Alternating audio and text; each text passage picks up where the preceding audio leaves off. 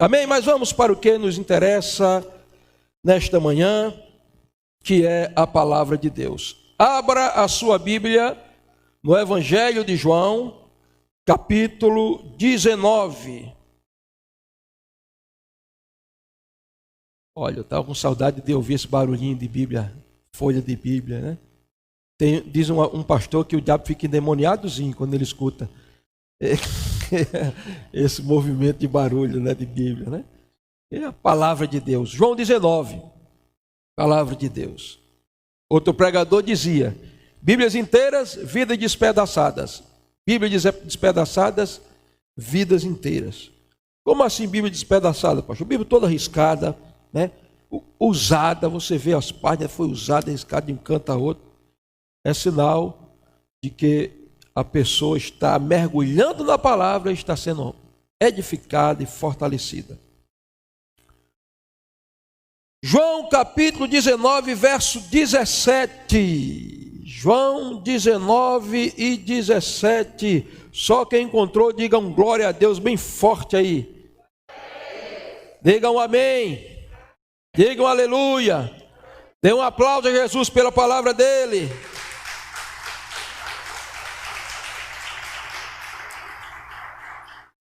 Vamos ler. Tomaram eles, pois, a Jesus, e ele próprio, carregando a sua cruz, saiu para o lugar chamado Calvário, Gólgota em hebraico, onde o crucificaram, e com ele dois, um de cada lado e Jesus no meio. Pilatos escreveu também um título e colocou no cimo da cruz o que estava escrito. Era: Jesus Nazareno, rei dos judeus. Muitos judeus leram este título porque o lugar em que Jesus fora crucificado era perto da cidade. Estava escrito em hebraico, latim e grego. Os principais sacerdotes diziam a Pilatos: não escrevas rei dos judeus. E sim que ele disse: sou rei dos judeus. Respondeu Pilatos: o que escrevi? Escrevi. Os soldados, pois, quando crucificaram Jesus, tomaram-lhe as vestes, fizeram 4 partes, para cada soldado uma parte, e pegaram também a túnica. A túnica, porém, era sem costura, toda tecida de alto a baixo. Disseram, pois, uns aos outros: não a rasguemos, mas lancemos sorte sobre ela, para ver a quem caberá, para se cumprir a escritura. Repartiram entre si as minhas vestes, e sobre a minha túnica lançaram sortes. Assim, pois, o fizeram os soldados. E junto à cruz de Jesus estavam a mãe de Jesus e a irmã dela, e Maria, mulher de Cleófas, e Maria Madalena. Vendo Jesus sua mãe junto a ela, e o discípulo amado disse: mulher, eis aí o teu filho. Disse ao discípulo: eis aí tua mãe. Dessa hora em diante, o discípulo a tomou para a sua casa. Amém, até o versículo 27. Vocês sabem que o Evangelho de Cristo é o Evangelho da cruz. Ao longo da história da igreja, muitos evangelhos foram inventados por homens, evangelhos heréticos. E estes evangelhos menosprezam até hoje a cruz, não tem a cruz de Cristo como centro desses evangelhos. Os testemunhos de Jeová, por exemplo, não acreditam que o sangue de Jesus purifica de todo pecado. Os Mormons têm outro livro, chamado Livro dos Mormons, que dizem ele complementa a Bíblia. E eles não creem no poder do sangue purificador de Cristo. Toda a seita herética, ela tem algo adicional, tanto à palavra de Deus, quanto ao sacrifício de Cristo. Então todo grupo religioso que pregue um evangelho cuja essência não seja a cruz, está fora dos padrões estabelecidos por Deus e sua palavra, e não são o evangelho que nos leva para o céu. Qual é a diferença entre as denominações e as seitas heréticas, pastor? A diferença é que as denominações podem discordar. Em alguns pontos de vista até teológico. Alguns são arminianos, creem que Deus nos dotou de livre-arbítrio e a salvação depende de crer ou não em Cristo, e isso depende da minha escolha.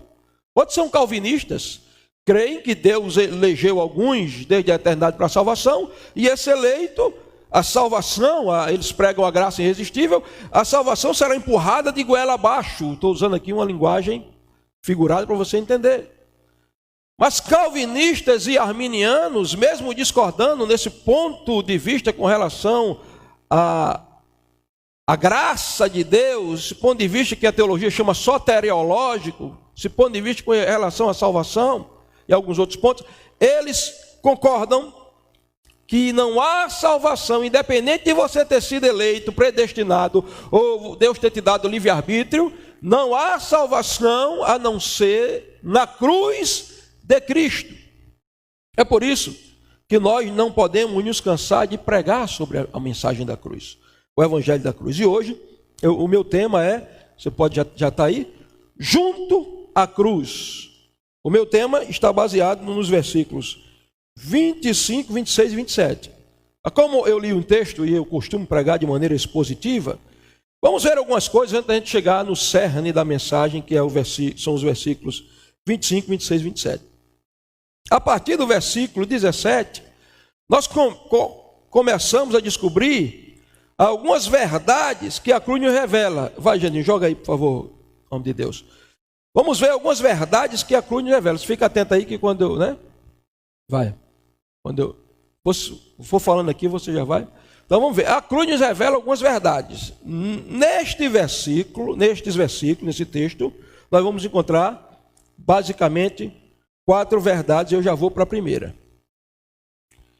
Primeira verdade, vou pedir para vocês lerem aí. Joga, Jandinho. Vai. Vai. Está dando para vocês lerem aí? Bota o versículo também, gente. Está faltando um versículo. Vamos, leiam aí bem alto para me ouvir, por favor. Dá não, né? É por causa da claridade. A cruz é substitutiva. Essa é a primeira verdade revelada na cruz. Onde é que está isso, pastor? Verso 17. Tomaram eles, pois, a Jesus, e ele próprio carregando a sua cruz. Ele próprio carregando a sua cruz. Eu já ouvi alguém dizer, não, a cruz não era de Cristo, a cruz era minha, porque Cristo não tinha pecado, quem tinha pecado era eu. Quem deveria morrer na cruz era ele. Mas o texto aqui está dizendo que a sua cruz, a cruz era dele. Mas por que a cruz era dele, pastor? Porque ele assumiu a cruz em caráter de substituição. Ele foi para a cruz no meu e no seu lugar. Sabe por quê? O sangue daquele ladrão que estava ao lado esquerdo de Jesus sendo crucificado, o sangue daquele ladrão que estava ao lado direito de Jesus sendo crucificado, quando caiu na terra não houve nenhum efeito.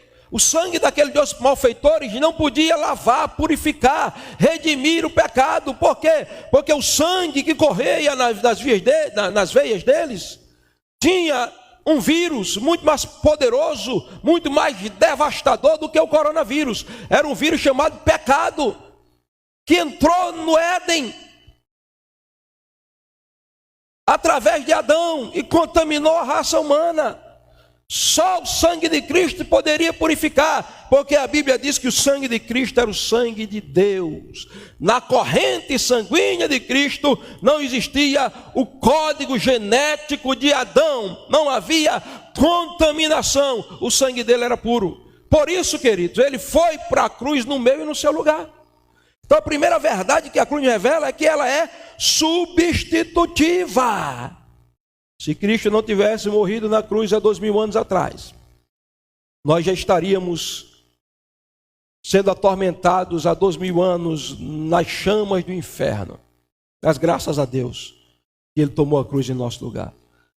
A maior retratação disso está em Gênesis capítulo 22. O que é que tem ali em Gênesis capítulo 22? Um velho barbudo chamado Abraão, de mais de 100 anos de idade. Veja que quando Isaac nasce, Abraão tinha 100 anos de idade. Agora, segundo estudiosos, Isaac tinha de 12 a 14 anos de idade. E o velho Abraão, envergado pelo tempo, vai andando, e do lado dele vai o seu filho, que ele chama unigênito, porque era o filho da promessa, mesmo Ismael tendo sendo filho biológico. Mas o filho que Deus via como aquele através do qual nasceria a descendência que geraria o Mashiach, o Messias, é Isaac. 12, 14 anos ao lado.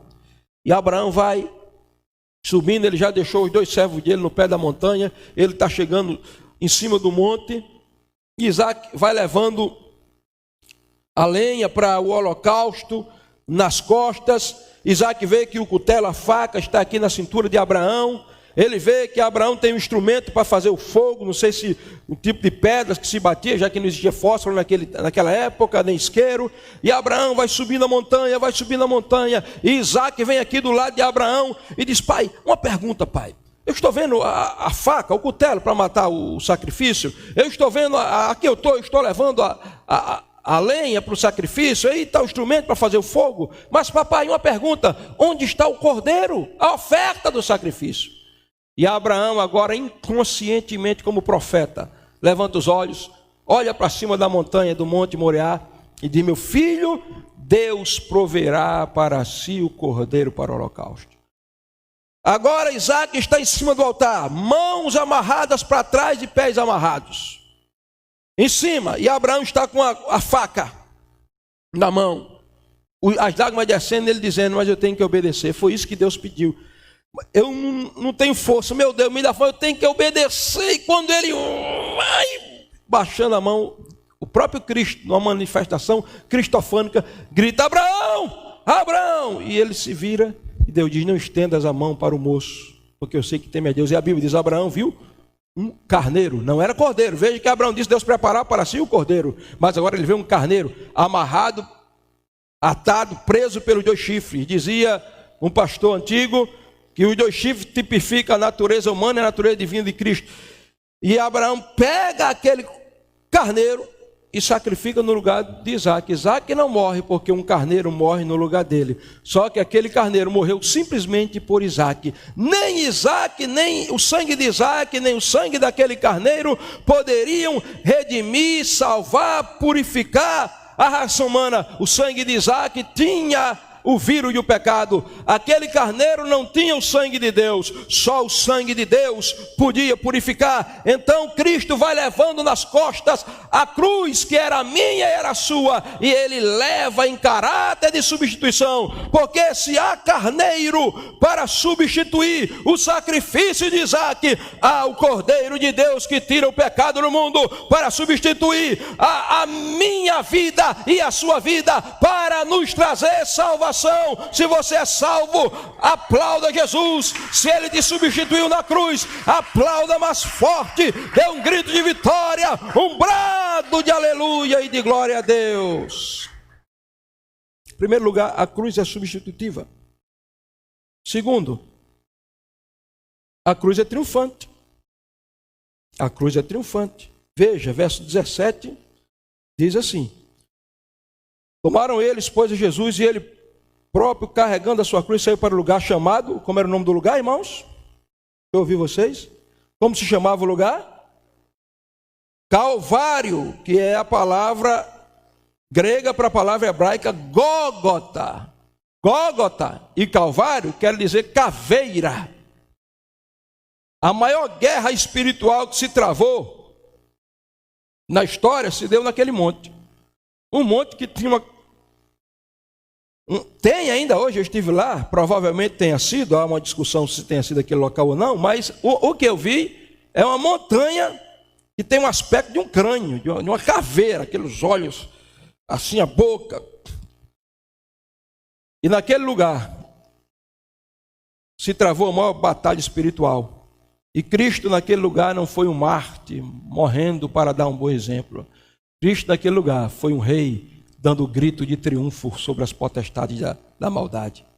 É por isso que quando ele grita, ali no Calvário, ele grita, a palavra que ele usa é tetelestai, que é a palavra calar no hebraico, e quer dizer o seguinte: o preço do escravo foi pago, a penalidade do prisioneiro foi cumprida, o cordeiro foi aceito para o sacrifício, o trabalho do escravo foi concluído, a dívida foi totalmente paga, mas o mais importante, o exército do general é vitorioso. Foi ali no Calvário, quando Cristo gritou, está consumado, que eu e você fomos vitoriosos. Vencemos o coronavírus, vencemos o pecado, vencemos o demônio, Satanás, suas potestades, vencemos o mundo, a carne, as tentações, porque no Calvário o triunfo de Cristo foi estabelecido por cada um de nós. Até porque a promessa do Éden era que a semente da mulher ia ferir, ó. Tem gente que diz esmagar, aí sai o pé e esmaga, mas não está escrito assim, Gênesis 3,15. Ferir, a semente da mulher ia ter o calcanhar ferido, mas ia ferir a cabeça da serpente. E para ferir a cabeça da serpente, ele tinha que receber a espada do Éden, aquela espada que Adão não podia atravessar, a espada viva, girando em torno da árvore. E Zacarias profetiza, ó espada, ergue-te contra o meu pastor, fere o pastor e as ovelhas se dispersarão. E Simeão disse a Maria, uma espada vai traspassar a alma desse menino. E na cruz, o que era que aconteceu? Olha, veja comigo aqui, a cruz parece o quê aqui? Uma espada de cabeça para baixo aqui, ó. As hastes da espada, o cabo da espada e a lâmina. A cruz é a espada de Deus enterrada na cabeça de Satanás, porque a cruz é triunfante. Deixa eu te dar uma boa notícia nesta manhã. Você que está assistindo em casa, você que está aqui, você não vai vencer nenhuma batalha, não. Você não vai vencer nenhuma guerra, não. Você não vai vencer nada, sabe por quê? Porque você não vencerá, você já foi vencedor. Há 2000 anos atrás, você já foi vencedor, você é vitorioso. A Bíblia diz, em todas as coisas fomos mais do que vencedores em Cristo Jesus. O triunfo da cruz é o triunfo da igreja. Ninguém pode fechar a igreja, né? Pode colocar regras sanitárias, deixar a gente um pouco incomodado com isso, e eu creio que tem que ser obedecida mesmo, a gente tem que contribuir para isso. Vai fechar?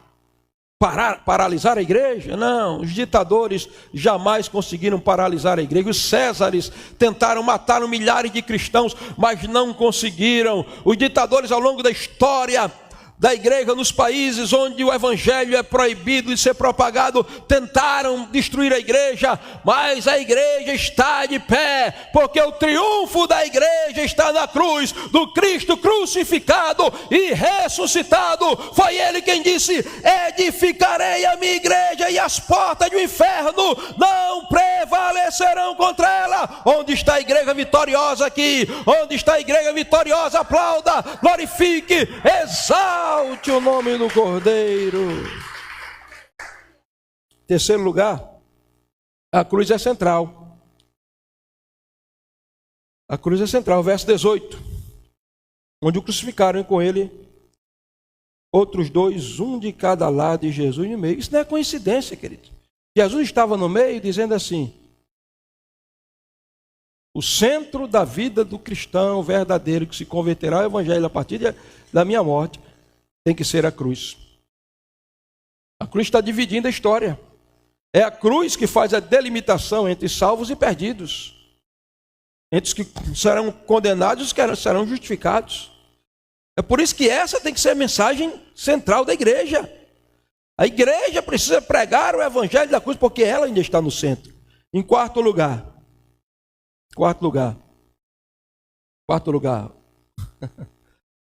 A cruz é abrangente. A cruz, além de ser central, ela é abrangente. Verso 23.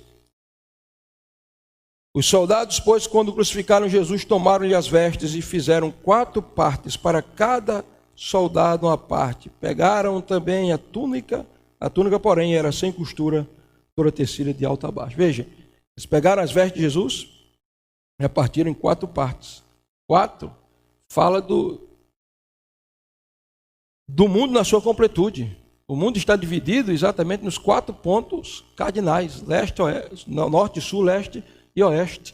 Então a cruz de Cristo, quando eles pegam aquelas 4 partes, eles não estavam entendendo, mas era como que profético Quantos evangelhos existem na Bíblia? 4, Mateus, Marcos, Lucas e João. Quantos seres viventes existem nos 4 cantos do trono de Deus, cada um com uma face diferente? 4. Um ser vivente que tem a face de leão, o outro que tem a face de novilho, o outro tem a face do homem, o outro tem a face de águia, representando a completude de Deus, as características de Cristo no evangelho. E onde o evangelho alcança? Os 4 cantos da terra. Nós estamos aqui no Brasil, mas há salvos no Oriente dessa terra, há salvos nos 4 cantos da terra. Há pessoas que foram salvas, estão sendo alcançadas pelo evangelho. Sabe por quê? O evangelho da cruz é abrangente. Deus não faz acepção de pessoas. Ele salva o alto, o baixo, o magro, o gordo, o branco, o preto. Por isso que não existe segregação racial no reino de Deus. Não existe acepção. A cruz é abrangente. E eu agora vou para o último tópico para a gente focar no nosso tema e começar exatamente a terminar a mensagem. Já temos 4 pontos no segundo tópico. Junto à cruz. O que acontece junto à cruz, pastor? Veja comigo, verso 25. Junto à cruz de Jesus estavam a mãe dele, a irmã dela e Maria, mulher de Cleófas, Maria Madalena. Vendo Jesus, sua mãe, junto ao discípulo amado, disse: mulher, eis aí teu filho. Depois disse ao discípulo: eis aí tua mãe. Dessa hora em diante, o discípulo a tomou para casa. Vamos aprender algumas coisas aqui. Primeiro, o lugar mais privilegiado do mundo é junto à cruz. Existiram pessoas que escolheram ficar junto de tantos lugares, né? Algumas delas, sem saber, junto daqueles lugares, preconizavam, anunciavam, profetizavam, tipificavam sem saber. Esse texto que diz que essas pessoas que eu vou mencionar daqui a pouco estavam junto à cruz. Por exemplo, Abraão. A Bíblia diz que quando Abraão saía da sua terra, ele chegou a um lugar chamado Siquém. E ele diz que ele armou a sua tenda junto aos cavalhais de Siquém. Siquém quer dizer ombro. Cavalhais quer dizer árvore forte. Qual é a maior árvore mais forte da Bíblia? É a cruz. E Abraão estava no lugar onde alguém ia carregar a cruz nos ombros. Siquém, ombro, cruz. O mestre carregando a cruz nos ombros. Agar, quando fugia de Sara, diz que ela ficou junto a uma fonte. E junto àquela fonte, ela recebeu uma visitação de Cristo. O Cristo cristofânico, aparecendo em forma de anjo.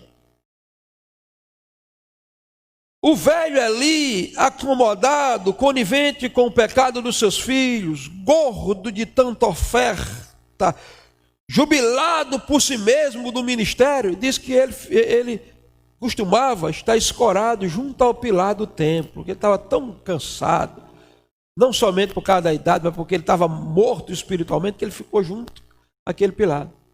Jeroboão, loucamente, ousou ficar junto de um altar, queimando incenso, algo que era próprio só do sacerdote, e ele nem rei direito era. As pessoas, algumas sofreram juízos porque ficaram no lugar, junto do lugar errado, outros foram privilegiados porque junto daquele lugar eles estavam profetizando a cruz. Mas não existiu na história bíblica pessoas mais privilegiadas do que essas personagens aqui que resolveram estar junto à cruz. A primeira delas foi exatamente Maria, a mãe de Jesus. E o que é que ela encontrou junto à cruz, pastor? Primeiro, junto à cruz há abrigo. Junto à cruz há abrigo. Pela setinha da lateral vai tocando, ele vai subindo. O controle não está não? No próprio notebook. Ajuda ele ali, Fã. É porque ele está botando pelo mouse aí. Eu vi aqui, aí não vai. Deixa isso. Você relaxa um pouquinho e descansa enquanto ele volta aqui. É importante que vocês acompanhem comigo a partir de agora.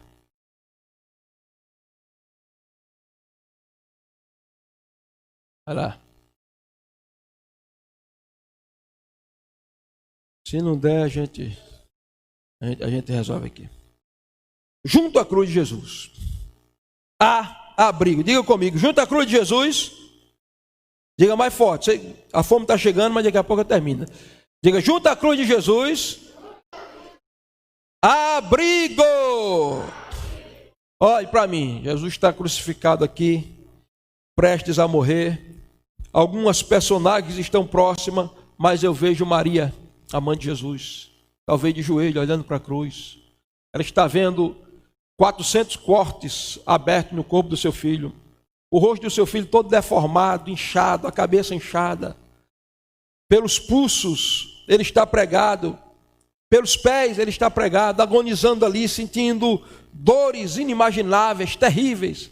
E Maria está ali, junto à cruz de Jesus, com o coração partido, em prantos, é claro, olhando para o filho sendo sacrificado e lembrando naquele dia que o menino nasceu, que ela pegou o menino nos braços, lá em Belém, da Judéia. Ela lembra que aquela estrela apareceu. Ela lembra muito bem os pastores que chegaram dizendo: nós viemos ver aqui o rei dos judeus que nasceu. A milícia de anjos anunciou. Ela está lembrando quando o menino vai entrando com ela nos braços ali no templo, e Ana começa a profetizar: tem algo diferente desse menino, esse menino é o Messias. Ela está lembrando quando lá no casamento em Caná da Galileia faltou vinho e ele transformou algo em vinho. E Maria está ali junto à cruz, olhando para o seu filho que está morrendo. Mas talvez o que ela não entenda é que ali a morte vai vencer, a vida vai vencer a morte, e a morte de Cristo vai trazer vida a todos nós. Qual é o privilégio que Maria recebe? Porque nós vamos ver aqui que todos eles que estiveram aqui receberam um privilégio. O privilégio que Maria recebe, queridos, é exatamente abrigo. Onde é que está isso aqui, pastor? Veja, o versículo 25 diz assim: junto à cruz de Jesus estava sua mãe. Sua mãe. Agora, no versículo 26, diz assim: vendo Jesus sua mãe, junto a ele o discípulo a quem ele amava, que é o próprio João. João não era exibido, né? Então eu vou escrever o evangelho aqui. Vou dizer o discípulo a quem ele amava, não vou botar meu nome, porque se eu disser João, o discípulo a quem ele amava, olha, eu era o xodozinho de Jesus, o mais amado. Ele amava todo mundo, amava mais a mim, não. João não coloca o nome dele, por uma questão até ética. E ele diz, e o próprio João diz, o discípulo amado. Jesus olha e diz: mulher, eis aí teu filho. Depois diz ao discípulo: eis aí a tua mãe. Agora, atente para o detalhe, o final do versículo, a chave exegética, interpretativa desse versículo é o final. Dessa hora em diante, o discípulo amado, que é João, a recebeu em sua casa. Pastor, por que João recebe Maria na sua casa? Sabe por quê? Porque Maria estava sem amparo. Como assim, pastor? José morreu. Jesus era o primeiro filho de Maria, não de José, lógico. Jesus tinha alguns irmãos. Os irmãos de Jesus não acreditavam nele. Desprezaram. Um depois se converte. A gente vai ver o Tiago, né? Mas os irmãos de Jesus não acreditavam nele. Jesus era o primogênito. Como primogênito, ele tinha a responsabilidade de assumir a direção da família e cuidar da mãe depois da morte do marido de José. E sabe o que é que a Bíblia diz lá em Esdras, no capítulo 6, verso 11, que quando alguém fosse amaldiçoado por um decreto real, e isso passa a vigorar nesses dias, o indivíduo que fosse ser crucificado nesses dias do Império Romano, alguém ia lá na casa dele e tinha uma viga lá, principal que sustentava a casa. Tirava a viga de lá e a casa desmoronava, virava um monturo, e aquela viga servia para a cruz. Maria não tem mais onde morar. E Jesus lá na cruz olha para João e diz: olha, a partir de hoje ela é tua mãe, assume a responsabilidade. Mãe, a partir de hoje ele é o discípulo que eu mais confio, o discípulo amado. A partir de hoje mora com ele. E a história vai dizer, a própria história vai dizer, que a partir daquele momento, Maria passou a morar na casa de João. Até quando João viajou para Éfeso para fundar as igrejas lá, diz a história, Maria acompanhou a João. Então o que é que ela recebe? Abrigo, queridos. Então deixa eu dizer uma coisa para você. Junto à cruz há abrigo para todos nós. É quando estamos junto à cruz que nós somos cobertos com a sombra do esconderijo do Altíssimo, e nenhum mal nos sucederá, e praga alguma chegará à nossa tenda, porque junto à cruz nós encontramos abrigo. Abrigo, pastor. Abrigo.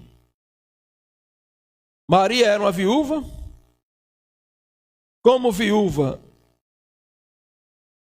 não tinha aposentadoria na época. O que é que vai ser de Maria? Jesus diz, João, ela está aqui junto, você está aqui também, assuma a liderança, abrigue a minha mãe. Eu quero dizer para você, talvez você se sinta assim, desabrigado. Talvez na sua casa, você mora na sua casa, mas é como se você não morasse. Teu marido não te dá atenção, teus filhos não te dão atenção, teu pai biológico, tua mãe não te dão atenção, não te querem. Talvez você seja um rejeitado na sociedade inteira, você sofra de um trauma crônico, de uma rejeição crônica, porque ninguém te quer, nem teus pais, nem tua mãe, ninguém te recebe, ninguém te dá abrigo. Deixa eu te dizer uma coisa, por causa da cruz, o salmista disse, quando meu pai e minha mãe me desampararem, o Senhor me abrigará, me acolherá. Há abrigo para nós. Mas esse abrigo, irmão, não é só um abrigo temporário. Sabe, quando nós estamos junto à cruz, nós vamos ter lugar de morada eterna.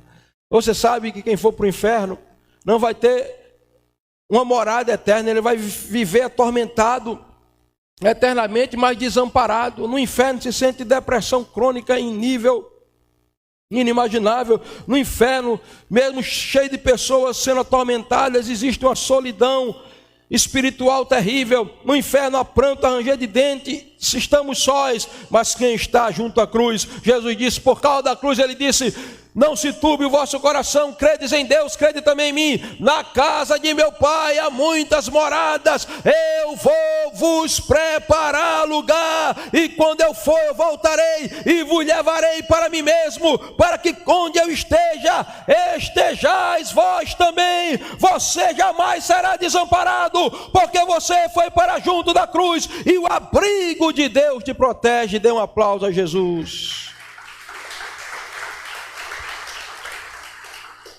O que é que nós temos junto à cruz? Em segundo lugar, junto à cruz nós temos percepção do Cristo vivo. Veja, o versículo 25 diz, junto à cruz estavam a mãe de Jesus e Maria, mulher de Cleófas. Não sei se era Gorete o nome dela também. Era Maria Gorete, que eu tenho a minha Maria aqui, mulher de Cleófas, aqui da igreja, Maria Gorete. Mas essa Maria, irmãos, interessante que eram 3 Marias. A Maria, mãe de Jesus, essa segunda Maria aqui, Maria, mulher de Cleófas, depois vem Maria Madalena, para a gente chegar em João. O que é que eu encontro junto à cruz? Percepção do Cristo vivo. A Bíblia não diz que Maria, a mulher de Cleófas, teve essa percepção, mas ela lucrou pelo marido, que o marido teve essa percepção, e ela passou a perceber que Cristo estava vivo também, talvez por causa do testemunho de marido. E o que aconteceu com o marido, Cleófas, o marido de Maria? Aconteceu que Jesus morreu na cruz, ressuscitou o 3º dia.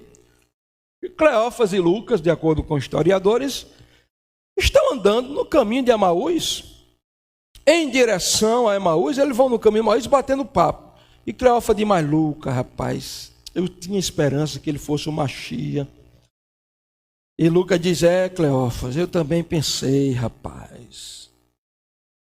Aí Cleófas diz, mas Lucas, você não viu, né? Quando ele abriu os olhos do cego ali, foi fantástico aquilo, é verdade, foi. Agora, fantástico mesmo, foi quando Lázaro saiu da sepultura, para 4 dias, estava putrefação, decomposição terrível. E ele eu pensei que ele era o Messias, mas, rapaz, mas o que terá sido? Mas era tão perto de ser. Aí a Bíblia diz, que eles vão caminhando, e a Bíblia diz, e Jesus se aproxima.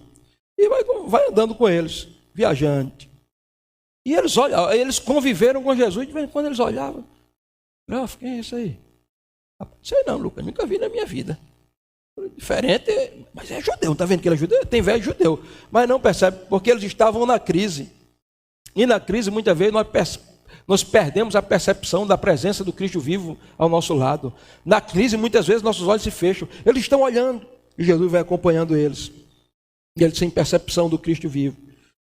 E Jesus, mas o que é que vocês estão conversando mesmo? Não, sobre Jesus Nazareno, é Jesus Nazareno. O senhor é aqui de Jerusalém ou não é?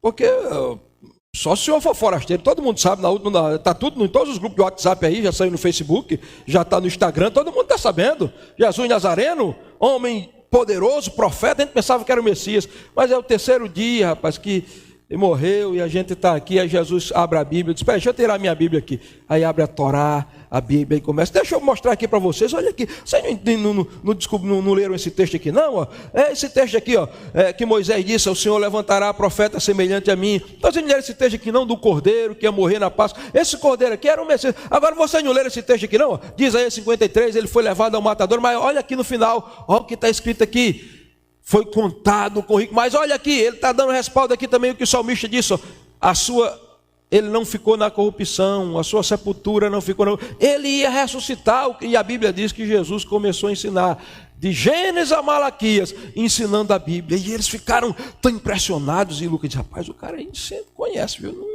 O mestre parece até Jesus, o nosso mestre, para conhecer a Bíblia, e a Bíblia diz que eles foram, e a Bíblia diz, o coração deles arderam, porque quem ama a palavra, sente o coração arder quando ela é exposta, e aí, quando chegaram em Emaús, eles foram entrando para a casa dele, Jesus disse, foi muito bom conversar com vocês, eu vou por aqui. Não, senhor, tão confortável a sua companhia, fica conosco.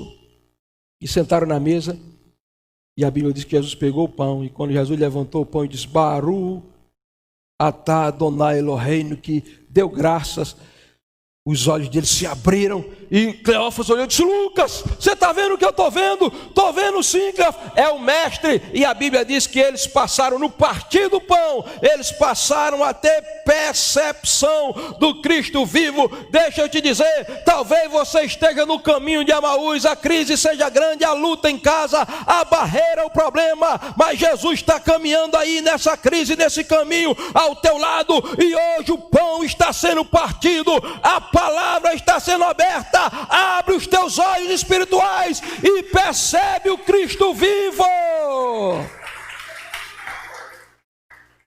Por quê, pastor? Porque você está junto à cruz. O que é que nós encontramos mais junto à cruz, pastor? Visão da eternidade. Vai, Jandinho. Terceiro.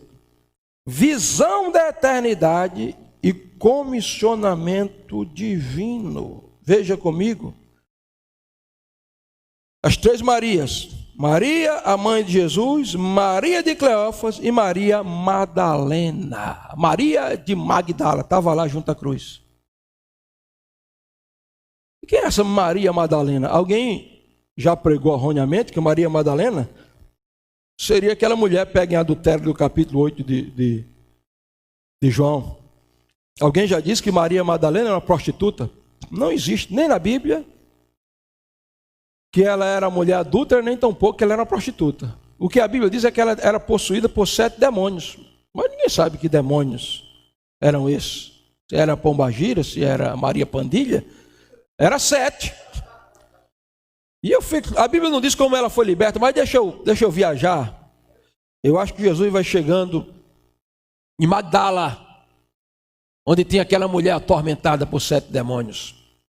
Maria de Magdala, Madalena é Magdala. E Jesus entra e vê aquela mulher, e eu acredito que na visão de Jesus ela e manifestou.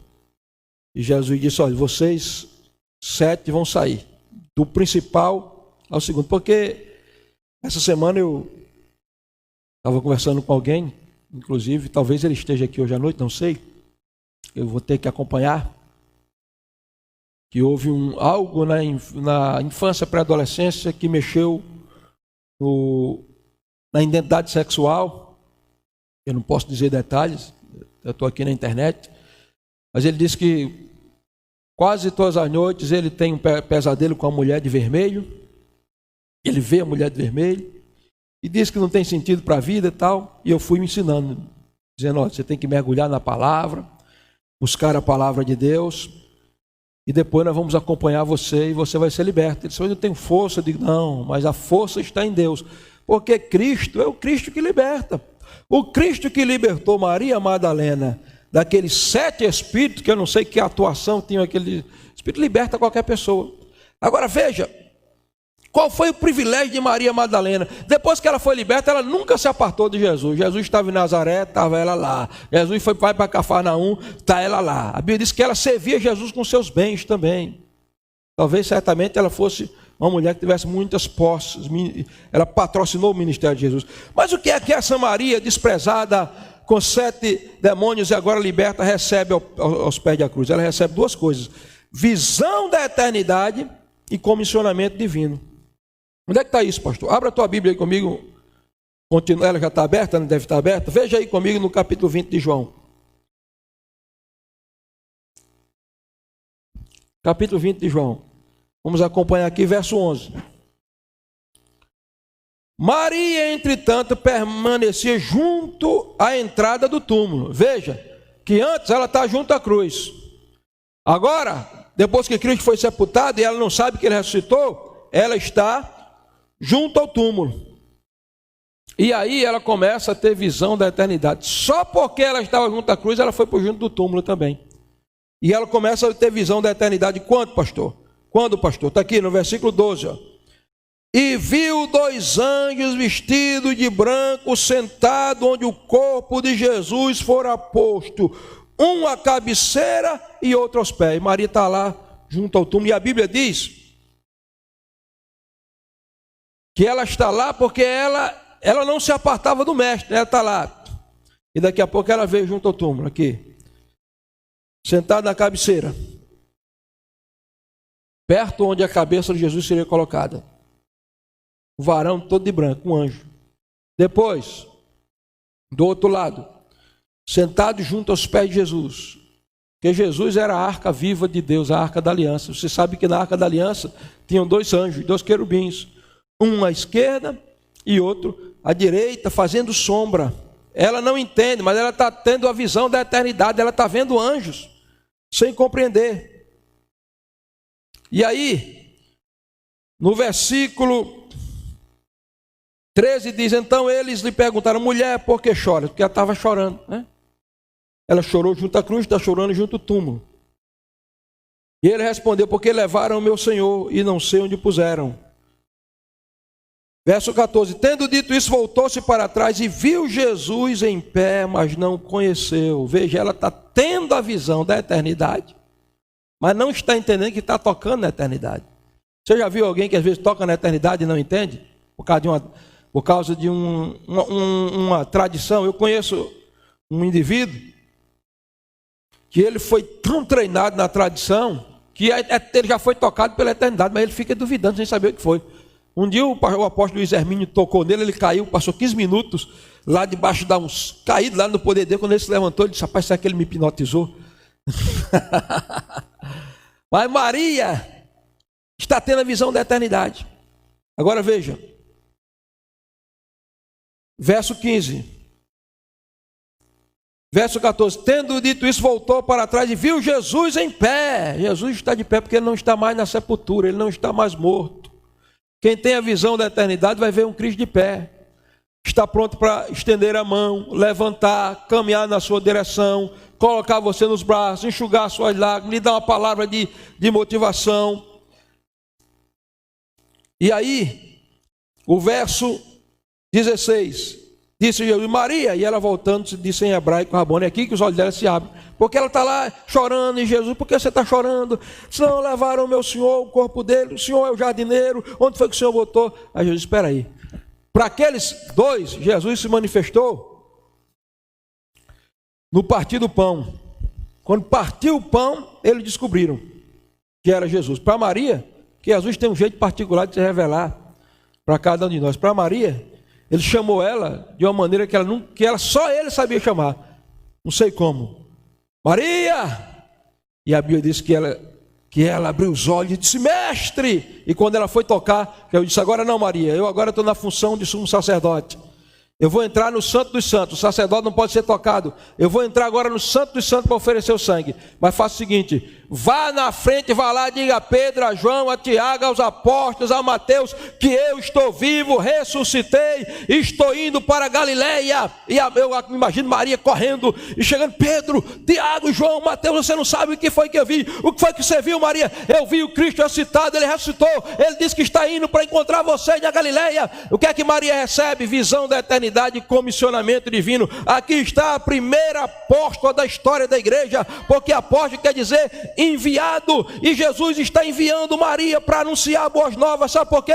Porque um dia ela estava junto à cruz. Se você está junto à cruz, sua visão espiritual será aberta, você verá a eternidade e será enviado ou enviada por Deus para anunciar que ele já ressuscitou, ele venceu a morte. Dê um aplauso a Jesus.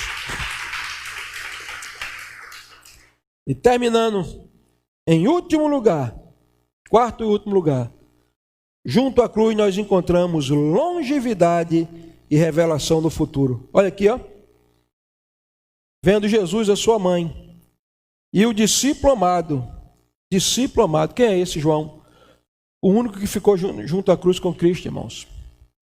Cadê o afoito Pedro, que andou sobre as águas? E dizia que não negava ele, cortou até a orelha de Malco. Onde era que estava Tiago, que viu o rosto dele brilhar na transfiguração? Onde estava o cobrador de impostos, Mateus?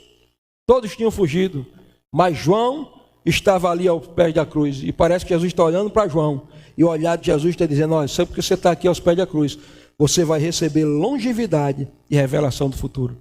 E será que João recebeu isso, pastor? Recebeu, irmãos. Pouco tempo depois que Jesus morreu, eles começaram a pregar o evangelho, o império romano começou a ser afetado pela palavra, Paulo se converte depois. Paulo, o maior teólogo da igreja, o homem que escreveu 13 cartas doutrinárias, 70% do Novo Testamento foi ele que escreveu. Mas sabe como foi que ele terminou? Degolado, decapitado por Nero. Pedro estava do lado dele no Getsemane, que cortou a orelha de Malco. Sabe como foi que ele morreu? Crucificado de cabeça para baixo. Mateus, arrastado pelas ruas de Alexandria. Todos eles. Tiago, morto por Herodes à espada. Todos eles foram martirizados. Mas você encontra o apóstolo João, 100 anos lá na ilha de Patmos. João, o que você está fazendo aí, apóstolo? Não, ele disse que queria que eu ficasse. O que é que eu posso fazer? Estou com 100 anos. E o que você está fazendo aí? Não, porque foi Domiciano. E por que Domiciano não me matou? Não pôde, não. Eu estava junto à cruz. Domiciano me jogou dentro de um caldeirão de azeite fervendo. Quando eu caí, o azeite esfriou. Também foi um bronzeamento artificial.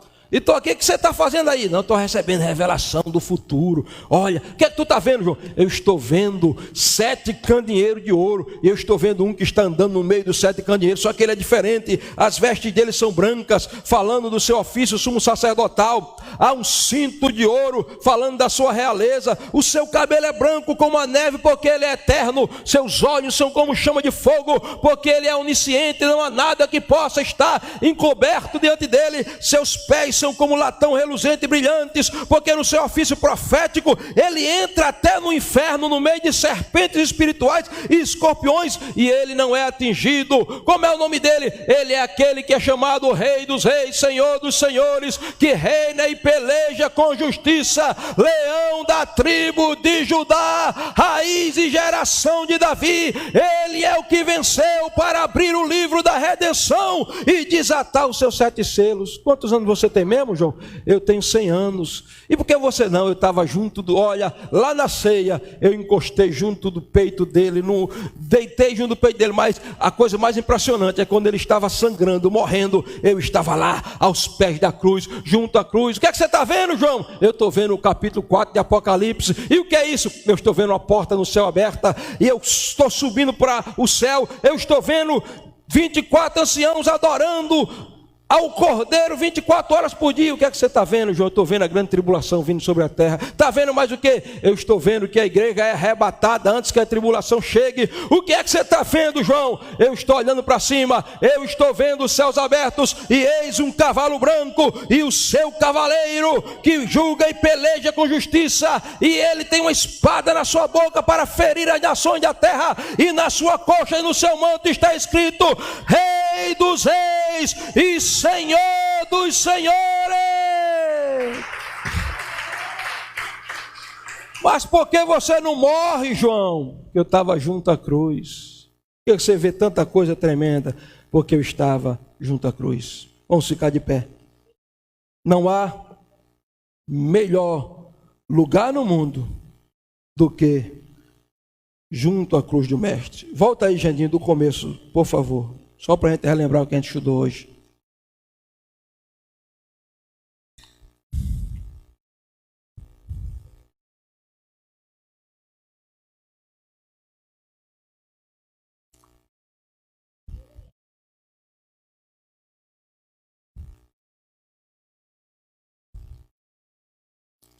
Nós estudamos hoje sobre junto à cruz e aprendemos que existem 4 verdades reveladas na cruz. A cruz é substitutiva, a cruz é triunfante, a cruz é central, a cruz é abrangente, e junto à cruz nós encontramos abrigo, percepção do Cristo vivo, visão da eternidade com missionamento divino, longevidade e revelação do futuro.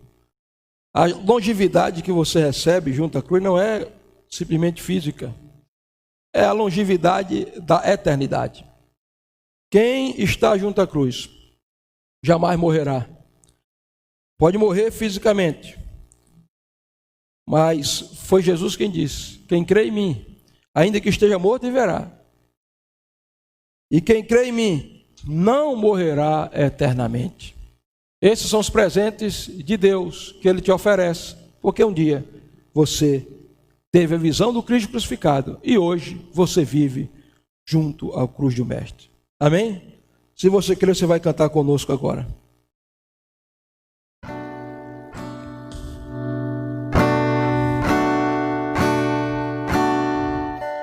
Você já ouviu a história Feche os teus olhos. de Jesus? Adore a Deus. Sua cruz, amor do Pai, o céu feito pra mim, mas eu tão pecador, tão sujo assim, não ia entrar. Mas Deus tinha um plano e esse Levanta tuas mãos, adore ao Rei. Feche teus olhos. O que será que Deus viu quando olhou para aquela cruz? Ele não viu Jesus, mas ele viu a mim e os pecados que eu cometi. Mas eu não estava lá, nem podia pagar. Então ele pagou, dando seu filho em meu lugar.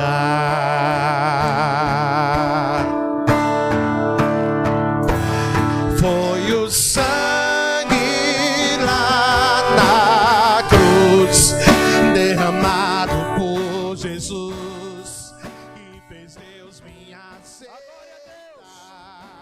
Você foi aceito. Foi aceito.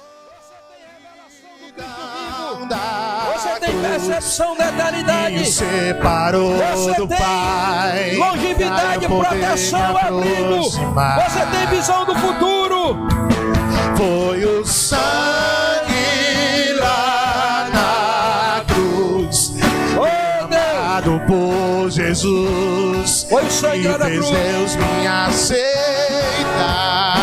Foi o sangue lá da cruz. Foi a solidão da cruz que o separou do Pai, pra eu poder me aproximar.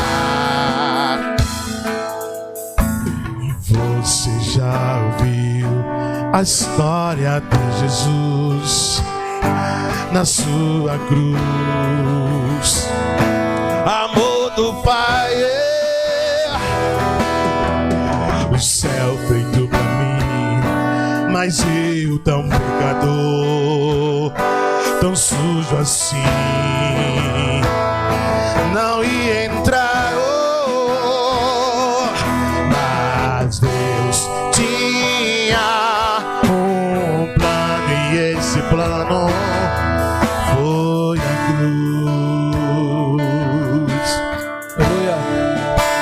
E o que será que Deus viu quando olhou para aquela cruz?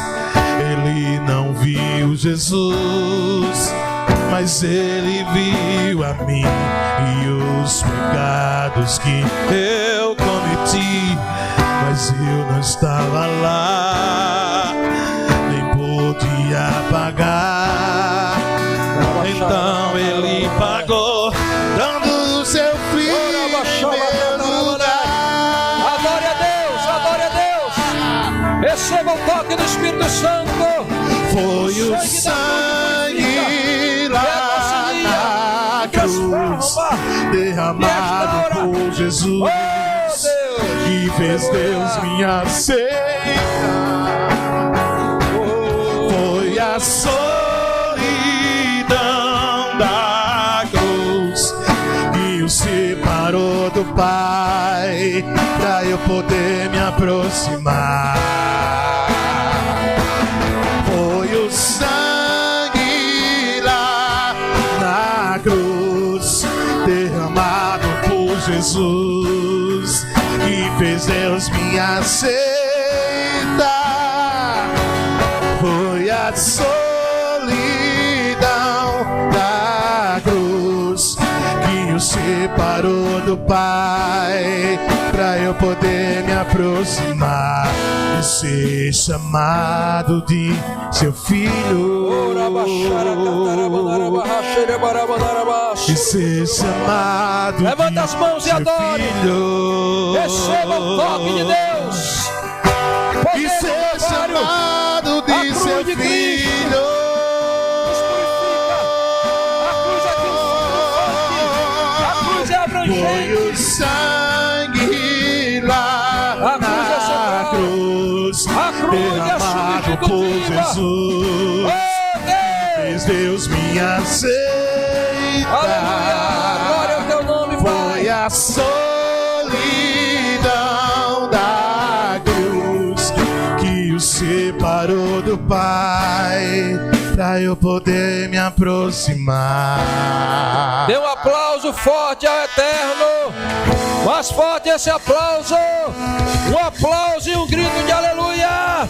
Um grito de júbilo. Aleluia.